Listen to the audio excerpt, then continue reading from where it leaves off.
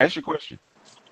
So FDR did know the Japanese were going to attack Pearl Harbor. He actually incited them to attack Pearl Harbor. He cut off the supply to oil. Mm-hmm. And he knew that was an act of war. He just didn't tell you guys. So he just waited until the right opportune time, and he actually pulled most of the fleet from Hawaii before they actually attacked. He already knew they were coming. Yeah, I know he put the carriers out to sea, but he left the battleships. That's kind of like me starting a fight with you, but me letting you break my arm first. Yeah. Well, in other words, it's like the woman that starts the fight, lets you slap her around a little bit so she can call the police and have you arrested. Wow. Sturdy. In other words, throw the rock and hide your hand trick. Yeah. In other words, the United States is a very isolationist country. And the only way you can get them into a big war like that is make them feel threatened, because they could have got they tried to get them into the war from 1936 on, when Britain was getting their ass kicked, but they couldn't. So they said, okay, we have to try something, otherwise Europe is gone. So the only way to do that is actually start a war. Wow. Start a war with the Japanese. That's what got them in. You got to do what you got to do. Mm. And 9/11 was just a repeat of that.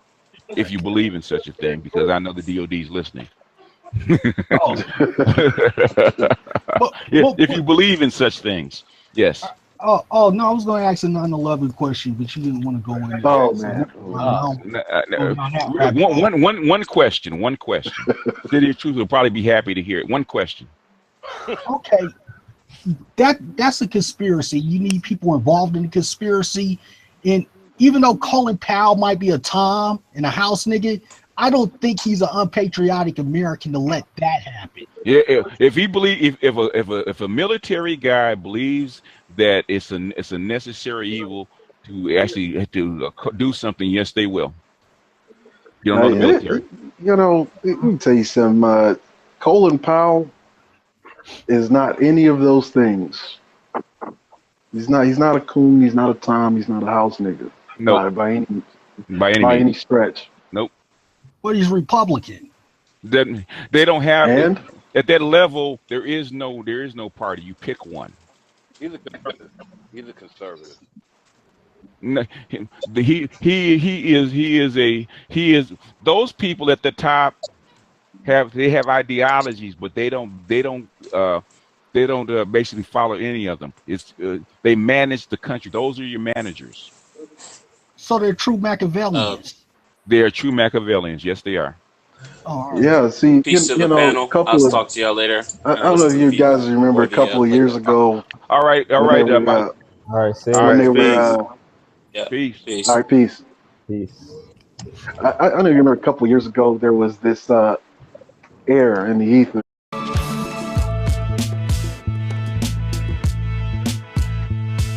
about they're trying to bring us into martial law and all this other nonsense. Yeah. All of that shit is manufactured by high-level politicians and proxies. Mm-hmm. Nobody is more fearful and afraid of a martial law than people who are currently in political or corporate power. Yep.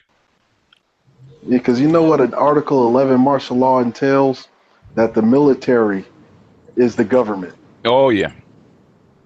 And nobody is more afraid of that than the government. Than the politician, than the government. Than the government, yeah. And also, you know what kind of clusterfuck that would be to actually round up 25 million people? It's not possible. It's not possible. That's like a civil war or a war of America. One of the things it'd be a bunch of civil wars. That's the thing, because the martial law wasn't intended for them to round up 390 million. It was intended to round up a body of government. Yeah. Yeah. BGS, I had a question. Yes, sir. Do you think that ultimately the conscious community is equipped to actually lead black people?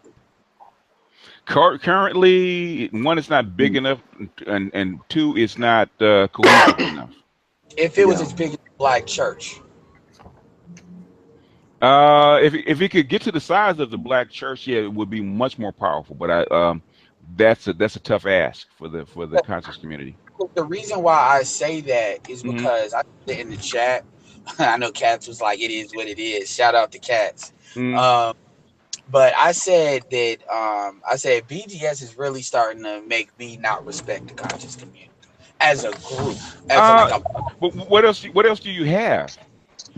Well, what I'm saying is, I mean, well, you know, people said that about the black church too, because I Mm. can say the same thing about the black church as far as their ability to influence. Because the conscious community, like you said, they can't do that, and they're not it, and they probably won't be that. But my point is, like, what you said was, what you said. You said something about Black Lives Matter. Yeah, you Mm. said Black Lives Matter. Like they like them because it's a useful tool. And I've heard Professor Black Truth actually say the same thing. Yeah. But the problem is Professor Black Truth has certain, how can you say, principles. I mean, he definitely believes in black women cooperation, Mm. but he also believes that women have to be led. And the reality is the conscious community doesn't even believe that.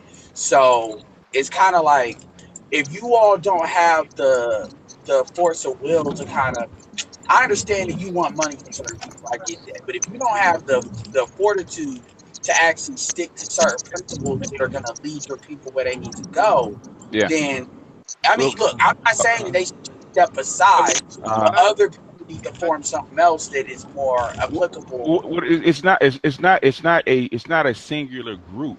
It's a collective of groups. But if you get rid of the conscious community, who's going to dig out your information? Well, but again, like I said, I'm not saying like they need to be just completely gotten rid of. What I am saying is they don't need to be in the driver's seat. Well, who are you going to put in the driver's seat? I would say who needs to be in the driver's seat is, the way you have to think about this is more like an insurgency. It needs to be like a hybrid of people from the black church and black conscious community.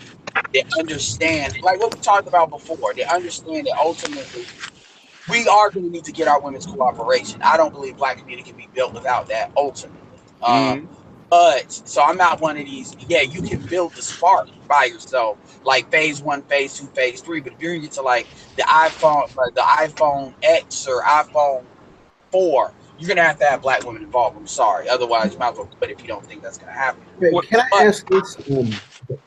If I But can address, go ahead, finish, Edward.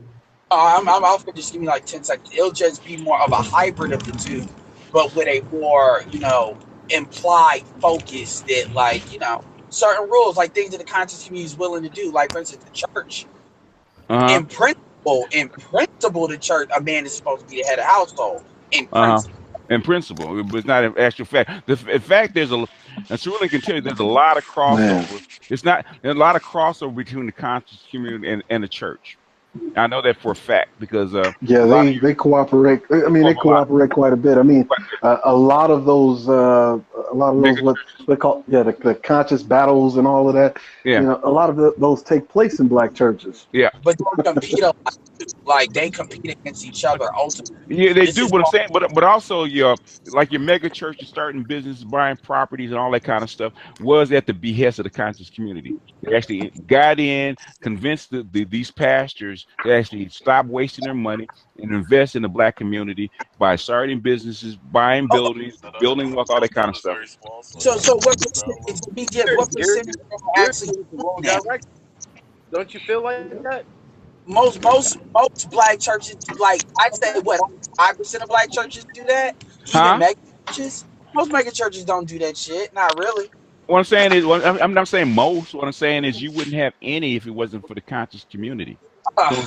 See, in order to do what you're talking about, a couple of things that you would need, because we have to remember this is basically an ongoing campaign. Yeah, it is prolonged and protracted, so we have to think multi-generationally and not just our weekend. I mean, because we are but a weekend in the scope of everything, right? Yeah. So laying the groundwork. In order for us to get there, there's a certain level of organization. There's that word again. and you would need like a and I don't want to blow up your spot, BGS.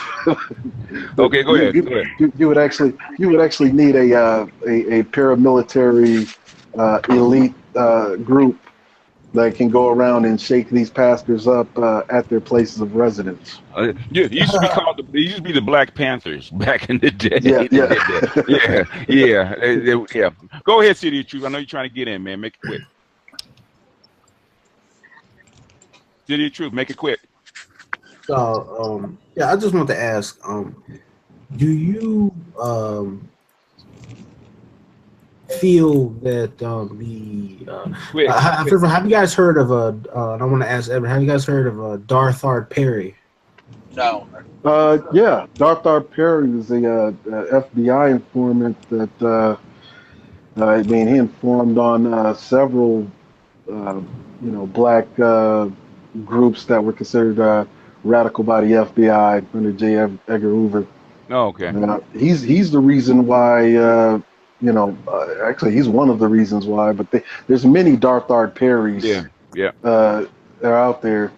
People have this false idea that there's one. Yeah. that the FBI uses all this space age technology to gather information, and really they use people within your own environment. Mm-hmm. Yeah, they use coons. No, they're not. They're agents. Okay. Well, that's why it's honestly the real dangerous people are the people that they know what they're doing, so they know not to say something stupid. Like for instance, there's a back and forth about Ray Lewis, and Ray Lewis, I might not consider that because he's not smart enough to do that. But the thing is, a lot of people don't understand. This is why you always have that kind of black people are calling other black people out that are radar of being off code because of a lot of people don't understand. That's true too. Turbattle wrote in there. Angela Davis was an agent of the CIA. That's a pretty well known fact in most circles. Yeah. But let me ask this, Edward. Do you think that? Let Cerulean finish. City of Truth.